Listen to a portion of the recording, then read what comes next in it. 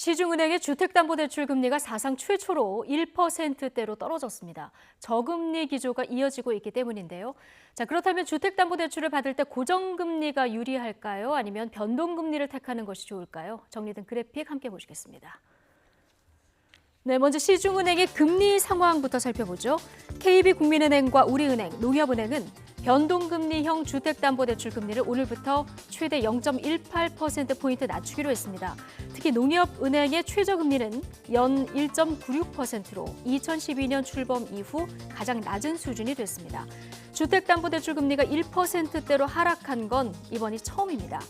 자, 이는 대출금리의 기준이 되는 코픽스, 그러니까 자금 조달 비용 지수가 떨어졌기 때문인데요. 6월 신규 취급액 기준 코픽스는 0.89%로 한 달 전보다 0.17%포인트 하락했습니다. 코픽스가 1%를 밑돈 것도 사상 처음입니다. 시중은행의 자금 조달 비용이 줄었고 이에 따라서 대출금리도 하락했다는 뜻인데요. 경기 부진이 계속되면서 한국은행이 기준금리를 역대 최저 수준까지 낮춘 게 영향을 미치고 있는 겁니다.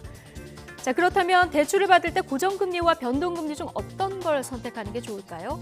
금리가 오르는 시기에는 지금 금리가 일정 기간 보장되는 고정금리가 유리하고 금리가 하락하는 추세일 때는 비교적 금리가 낮은 변동금리가 낫다는 게 일반적인 평가입니다.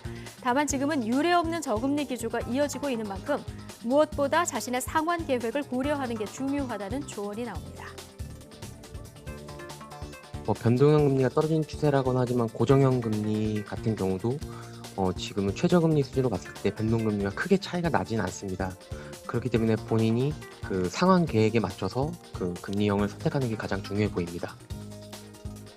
네, 이미 대출을 받은 분은 어떻게 하는 게 좋을까요? 대출을 중도 상환할 때는 조기 상환 수수료라는 것이 붙죠. 낮은 금리의 대출로 갈아타더라도 자칫 더 큰 비용을 내게 될 수 있는 만큼 꼼꼼한 계산에 따른 결정을 해야 예기치 못한 손해를 피할 수 있습니다.